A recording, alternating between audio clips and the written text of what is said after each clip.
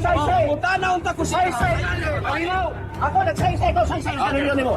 Nagpadaka ng tawhanan ni. Ikaw may nagpataka. Ano sa reliyon mo? Ano ginawa? Ay na magpataka. Ikaw sa Biblia. Kaya magsaysaya si Manalo wala. Si Manalo ba na? Si Manalo ba na? Ang kita nga si Manalo sa Biblia. Ang buwang. Sa Biblia. Ito ba lang? Buwang! Kita na. Ikaw sa Biblia. Buwang! Biblia sa aming kapildi ka. Aming kapildi ka. Aming nagikapildi ka. Aming kapildi ka. Ang Diyos gana kong tao. Amin ka nga, ang imong Diyos gana kong tao. Alagi amin ka. Di ko ka na mag-istorya. May asaman ka. Kasay. Ingon ni Kristo, dili. Nagbilin Kristo. Nagbilin tao siya. Itagan ba? Itagan sa mo ang kon. Itagan sa. Ako ayaw panikas. Sasansay ka. Sago ko to sa sukli na kay magagan. Gagan. Hoy, ano ya? You are the devil. Station. You are the devil. Get out. You are the Satan. You are the Satan. Satan. Get out there. You have a masturbation! Kanila kiha sige glolo! Sige glolo! Yes, Rafa Shandaya ka! Kanila kiha sige glolo! Rafa yes Shande! Sige glolo! Rafa Shande! Sige glolo! Kamu mo kalma. Ano nga mo magwali? Katulik man eh. Nagmisa sa mga video mo. Kamoy kami nang. World War III is coming. Unsa inyong gihimo nga preparation ang alat nga pangitabo dinhi nga dapat. World War III is coming. Ang mga bagyo katalagman tsunami o bilog moabot ka na. Wala na ko tulubangan sa inyo lang mga Ninyo,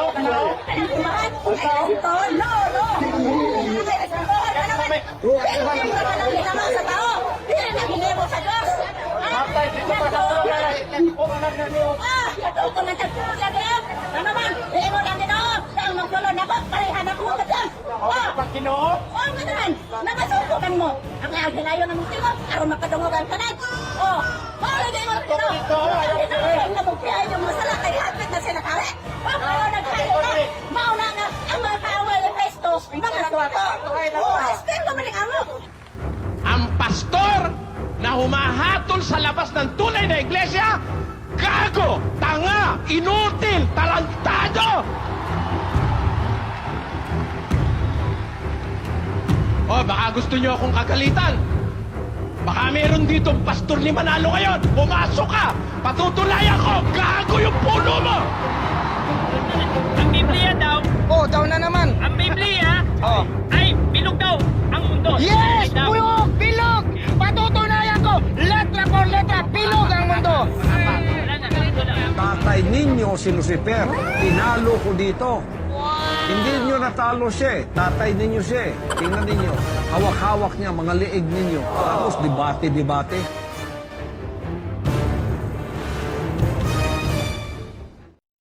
According to Wikipedia, doon na 4,200 ka mga nagkalaing-laing relihiyon sa tibuok kalibutan. O kaning mga relihiyon na nag-angkon nga sila gid daw ang tinuod. Walay mo angkon nga bakat ang ila. Ang ilang mga founder nag-angkon nga sila daw sinugo sa Dios o propeta sa Dios. O pinagi daw sa ilang relihiyon o iglesia, malawas kuno ang tao. Ang mga debate may tungod sa Ginoo o relihiyon, dugay nang nagsugod sa kasaysayan sa tao. Panamon pa sa pre-Christian era ang pod karon. Sa pre-Christian era o sa wala pa si Jesucristo, ang kasagalang gadibatihan mao ang Dios kung kinsay makuod nga Dios. Sa mga Grego kaniyadto, daghan ang ilang gila nga Dios, ug ang supreme god nila mao si Zeus.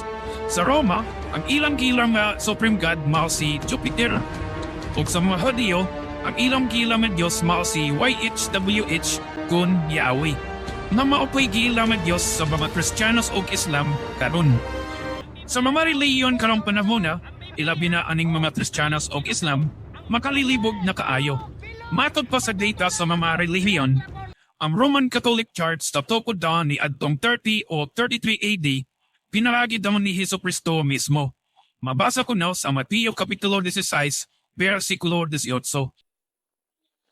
Sige, okay. Chapter 16, verses 18 and 18 na. And I see thee, thou art eager, and upon this rock I will build my Catholic Apostolic Roman Church, and the gates of hell shall not prevail against thee. Ang Seventh-day Adventist Church, tinawkod ni Ellen Goldwhite niya tong 1863. Ug makob niya, usa siya ka messenger of God. Early in my youth I was asked several times, "Are you a prophet?" I have ever responded, "I am the Lord's messenger." I know that many have called me a prophet, but I have made no claim to this title. My Savior declared me to be his messenger. Ang Iglesia ni Cristo, tinawkod ni Felix Manalo ni atong 1914 sa Punta Santa Ana, Manila. Makob pa sa iyang mga deboto, si Felix Manalo daw ang katapusang sugo sa Dios.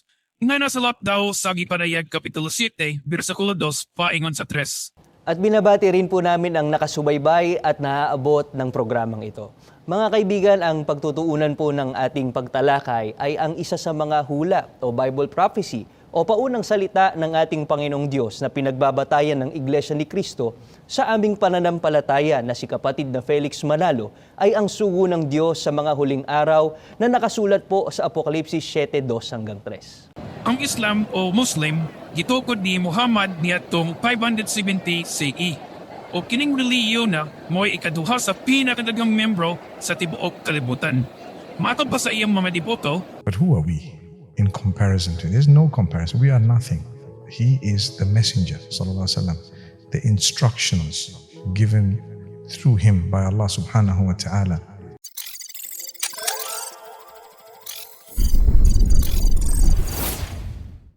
kinilam atong basihan sa kadagang relihiyon nga nag-exist karon. Ang pangutana manggod niini nga kung sila sinugo sa usa ka Dios, nganong dili man sila magkaparehas og doktrina? Nganong nagkalahi-lahi man ang ilang version pagkuman sa sugo sa Dios? Nganong nagkaguliyang man ang tibuok kalibutan, may kamod aning usa ka Ginoo og sa iyang relihiyon? Dili ba kahadaghan gyud siguro ang Dios kay lahi-lahi magpanadlo ang matag relihiyon? Matag pa sa mga bright nga mga tao, kamod daw kuno niya sa ilahang kaugalingong interpretasyon. Pero kung ang mga founders of religion ang imong paistoryahon, wala man daw sila nagpadayag sa ilahang kaugalingong interpretasyon. Kundi ang subo gid daw mismo sa Dios ang ilang gisulti o gituman. Sa Efeso chapter 4 verse 5 to 6 giingon, may usal lamang kalawas ug usa ka espiritu ingon nga may usal lamang kapaglaom ug alang niini gitawag kamo sa Dios. May usal lamang ka Ginoo, usa ka pagtuo ug usa ka bunyag. May usal lamang ka Dios ug amahan sa tanang mga tao. Siya mao ang labaw sa tanan ug nagbuhat pinaagi sa tanan ug anaa sa tanan. pero ang giingon nga dunay usa ka Ginoo ug usa ka pagtuo. Pero sayop man ni si San Pablo kay lahi-lahi naman ang pagtuo sa matag relihiyon karon, di ba? Pero matod pa sa matag relihiyon, nga sa katapusan ko ng mga adlaw, mamgawas ko na ang mga wakwak. Stay piki ng mga propeta o mga piki ng mga sinugo sa Dios.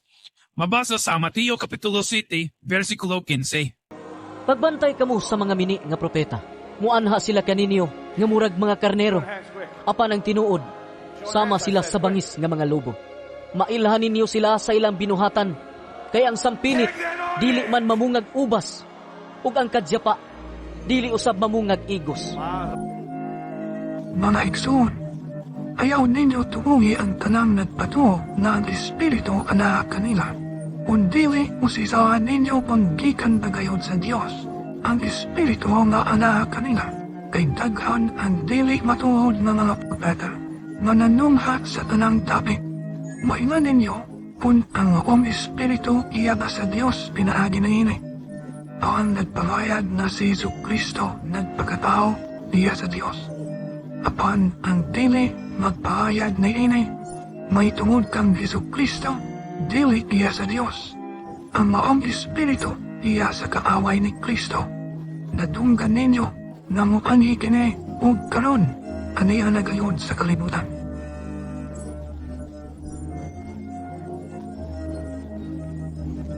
So karon, kinsa man nga relihiyon ang atong matudlo nga naa kanila ang piki nga propeta o ang nagpakasinugo sa Dios.